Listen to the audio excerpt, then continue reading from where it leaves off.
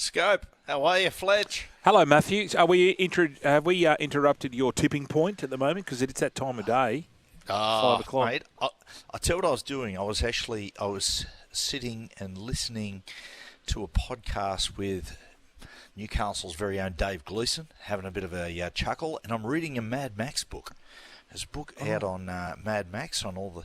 I've been listening to podcasts and reading that. Multi-skilling, boys. Yeah, and you probably have dinner soon at 5:30. You're turning into that sort of crew, aren't you? Hey, you got no idea. I said to Trish, I'll go down and do radio with the boys, and you fancy going to dinner nice and early, so you're spot on. I tell you what, Matty, break it over my legs. You'd be having Aljana, because this is brought to you by Aljana, where charcoal chicken tastes better too, Matty. I'm sick for it. You are. I'm sick for it, mate. I love it, mate. Usually we used to get this other chicken. Call it, Matthew. Call it. Yeah, rat chicken. But now, mate, this stuff is just next level in the coleslaw. Fletch. What about the day we got the rat chicken and our former boss just went to town on the poor bloke. Tell the story, Matthew. With this bloke, we're getting there now. We're just every meal we're getting fed this. It really was foul. Not just foul as in chicken, but it was foul. Anyway, the guy walked in and he goes, "Hey, fellas, here, and our boss turned around and goes, "Oh, no, not again. Not more rat chicken." The poor bloke he was sorry. He was apologising for how bad the food was. Oh, I'm so sorry. I'm so sorry, boss. Oh, anyways. Now, Matthew. What you do? Penrith Panthers, Nathan Cleary, could be out for up to 3 weeks. I suppose they want him back for the semi-finals. If he doesn't come back, are we putting a red pen straight through the middle of Mulgoa Road? No, I'm not. They're still my team to win it. I think even without Nathan, they're the best team I'd ever seen at, firstly, probably alongside the Melbourne Storm of 2017, breaking a team down bit by bit. They're certainly the best team I've ever seen while the clock's ticking down, holding their nerve and holding the game plan together and winning in the last couple of minutes. They're remarkable at that, but they're also the best side I've ever seen at absorbing the loss of a marquee player, and they just keep rolling on. And it's funny, like, Jarome's just playing such great football. Jarome's following a very similar trajectory than as last year Steve Crichton. Steve Crichton last year, remember, he played State of Origin, had a good series, then came out and just week by week just got better, and he's just continued on at Canterbury. Well, I reckon Jarome's doing very, very similar. Jarome had a good Origin series, terrific Origin series, and he's come out, and since he's come out of that series, he's just got better and better. And he's particularly good at his game management at the moment. So that's part of the reason I think they can absorb the loss and still win the competition. But the other one is you just know, boys, like, you imagine if they're all standing there and word comes through, listen, Nathan's, he's not going to be there, for the rest of the season. Can you imagine blokes like Leota and Fisher Harris, mate? They'll relish the challenge. So even if Nathan's not there, something happens and he doesn't come back, I still have them as my favourites. Yeah, well, Jarome was so good during the Origin break too, wasn't he, Matty, when Nathan missed a lot of time. Do you reckon Benji and obviously Shane Richardson are watching this really closely with you talked about Stephen Crichton, what he's been able to do to the Dogs. Yep. If Jarome has a big series, goes all the way deep and somehow gets him and Nath doesn't come back, geez, the Tigers would just be loving it. I tell you what, they would. I reckon they'd be loving it right now, because I can see him going to the Tigers, and geez, it's a big call saying he'll do the same as Stephen Crichton, but I think he'll have an enormous impact. I think I sort of got the feeling that the reason, more than just money, the reason why Jarome was leaving Penrith is to basically establish himself as a Nathan Cleary type player, to step out of that shadow to a certain degree. I mean, you win 3 or 4 comps in a row, you've done what you can do there, and similar to what Crichton's done. But I reckon he's almost achieved that now. He's almost achieved the way he held himself in the Origin series, the way that he's played when Nathan has been out. It's almost like people put their hands up now and say, listen, this bloke's more than just a second banana. He's more than just a six who's going to run off what Nathan does. This bloke's a marquee playmaker. What about all the other teams too, Matty? After the Panthers and Storm played on Thursday night, Manly come out and had a good win against the Warriors. The Roosters touched up Parramatta. The Bulldogs were good against the Dolphins, and the Cowboys, they touched up the Raiders. So all the teams that are within range, do you think it maybe gave those teams a boost, or do you just think we're getting to the business end of the season and all the teams are starting to amp up now? Probably a little bit of both, Scope. I applaud Toddy Payton. Big call dropping Chad Townsend and bringing Jake Clifford in, but something had to change. I think they'd just been so inconsistent. 1 week up, next week down. Something had to change. He made the tough call, and it's the best game I've seen Clifford play at NRL level. Really, really happy for him. And then you got the situation with Manly and the fact that Tom's getting better and better and better, and Brooksy and he have really struck up a great combination. And even last week, Brooksy used him a couple of times as a decoy, and put another player through on a short inside ball. So all those little combinations, the more those blokes like Brooksy and Turbo play together, the better the sides get. So but I just don't see anyone. I mean, the Roosters. You've gone off the Chooks, Matthew, haven't you? You've gone a bit cold. Yeah, I have. Got a bit cold on the tricolours. Yeah, maybe I'm just wrong. I don't know, but there's still that little bit of inconsistency about them. Just that little bit that sort of nags at me. I don't think, we'll put it this way, I'd have Penrith and the Storm, and I'd go half a step down to the Roosters, and then you go half a step down to the Sharks and a few other sides there. That's where I've got them in my pecking order. Speaking about Brooksy, we were discussing this earlier. He has the chance to, if they win on Saturday night against the Tigers at Leichhardt, he's guaranteed to be playing his first semi-final series. How ironic, as Alanis would say.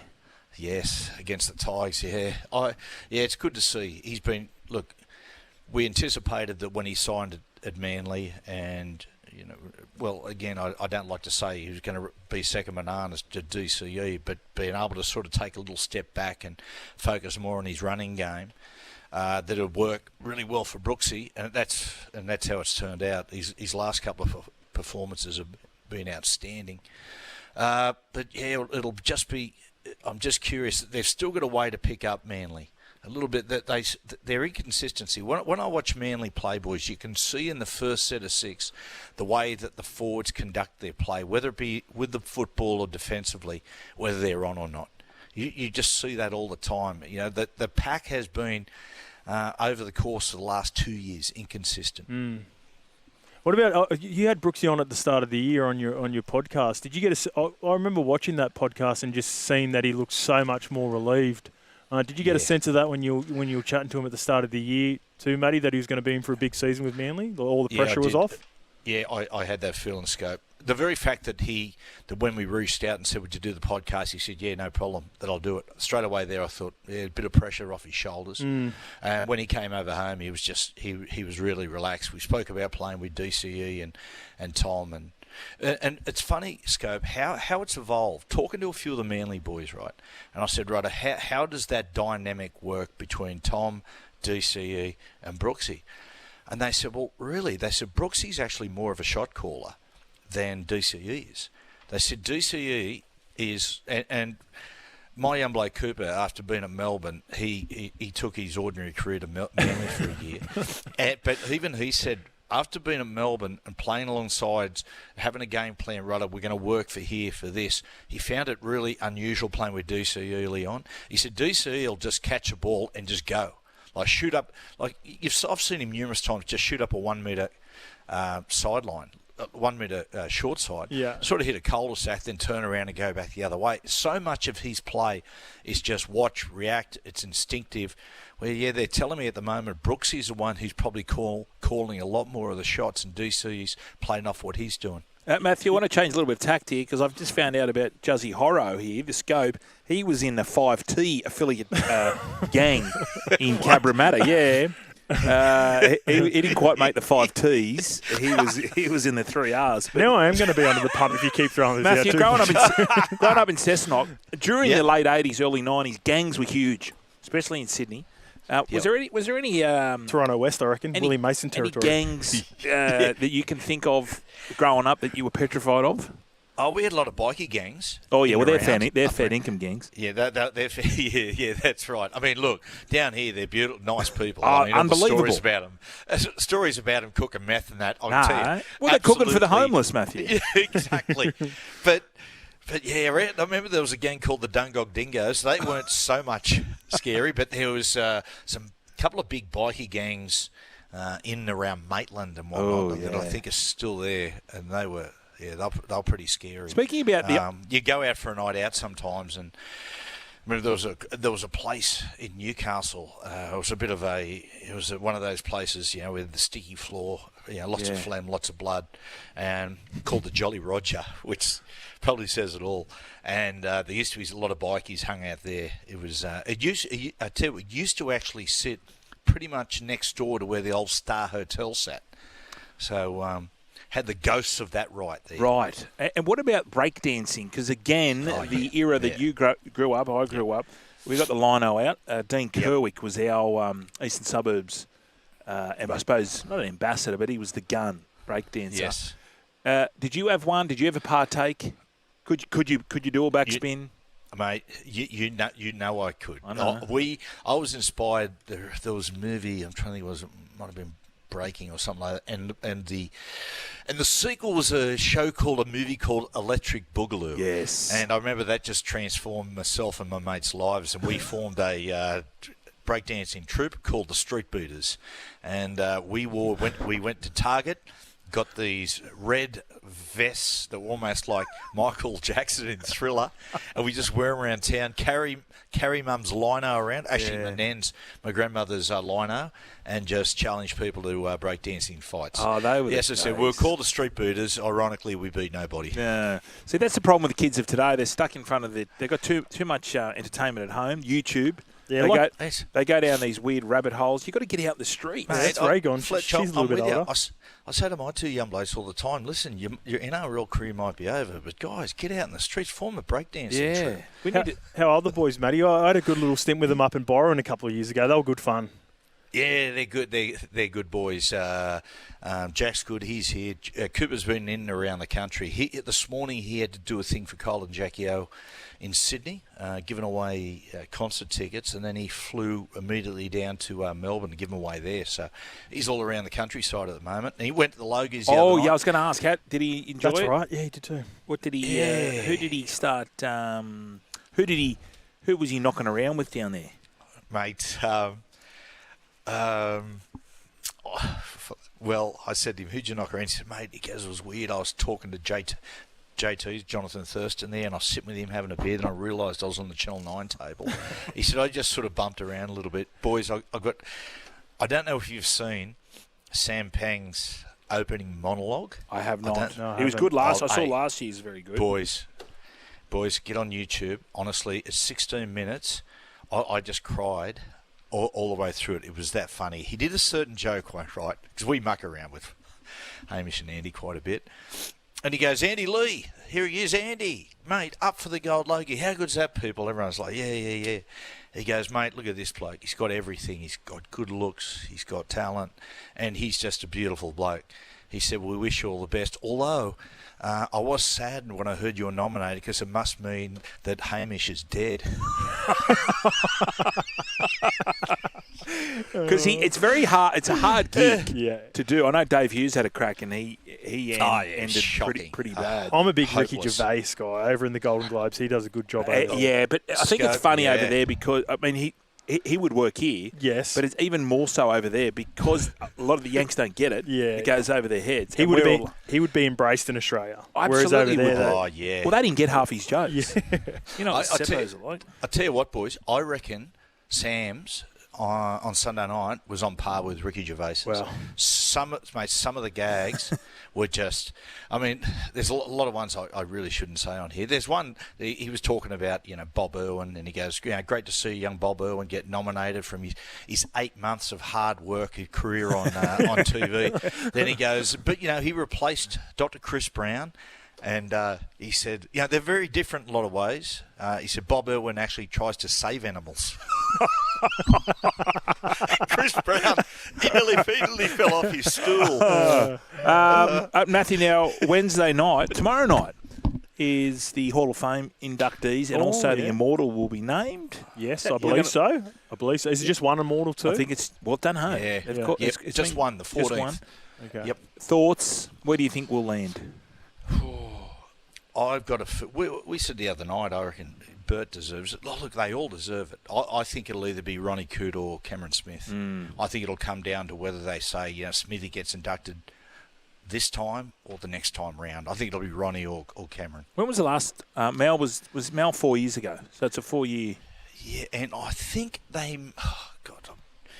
Did they put Dave Brown, Dully Messenger, Frank Burge all in, I think, at once? Might have been a year or two ago. Oh, I'm not sure. But there's, 13 at the moment. They're not, because they put the 5 up from your bro. Yeah, and I think that might... correct me if I'm wrong. I think it might be Dallas, Frank Burge. I had him up here before, actually. Here we go. Oh, no, this is the... I've got the Hall of Fame in front of me. Here we go.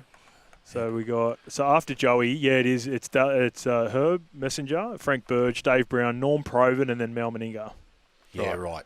Well, they reckon Dave Brown, Fletch, Roosters player, just incredible try scorer, as is when I was saying the other day. Yeah, this is a good story. Yeah, Cooper and I did an experiment the other day. We did an exercise. We were sitting there going, right, pick the 17 players of all time that you would pick to save your life in a match. So Cooper up against my side. And the guy, my 2 wingers, I put Brian To'o, who I believe is the best yardage winger of all time. Yep. But I put him alongside a guy called Brian Bevan. And a lot of people don't know who Brian Bevan were, particularly people under 50. Brian played in the 40s, 50s and 60s. He played 8 games for the Roosters, right? Then World War II broke out. He arrived at the conclusion of World War II. He turned up in the north of England, and the only thing he had was basically a letter of recommendation from the Roosters about playing in England. He took it to Leeds, and mate, you got to see how he looked like Brian. Was bald. He looked 50 when he was 20. So he turned up at Leeds. Leeds said no way. Went to Hunslet, no way. 3 or 4 other clubs, no way. Warrington said, you know what, Brian, what have we got to lose? We'll give you a trial. Brian went on to play 620 games for Warrington, scoring 740 tries. What? Now you go to the town. You go to the town of Warrington, north of England. There's a statue of him in the town. He was such an incredible legend. How good's that? Unbelievable, isn't it? Well, Matthew, we've got to let you go because I know you got dinner down the pub. So yep. Put your take your dentures out, get into that, and we will. I won't see you Thursday. Oh, yes, I will. I'll see you Thursday night. Are you on Thursday? Are we back on Thursday? Can I run something past you? Yeah, run something. This has been. I'm curious of what's taking place here. Yes. Now, me and you, we went first of all to Vegas. Correct. When we came back, our wives decided to go over a second time. Yep. Sort of spied us. Now, we went out Saturday night on a massive one. I came home on Sunday after the show and I said to Jack, where's Trish? He goes, oh, yeah, she's gone over to the eastern suburbs to have a night out with Britt Fletcher. Yeah. What is, mate, I don't know. What's going Copycats. On? Are they they're trying to better us? Copycats. Well, I don't think they'll be going to Vegas again. That's just my opinion. So. Thank you, Matty. They might be plotting to leave us. No. Hopefully so. See you, Matthew. See you, Scope.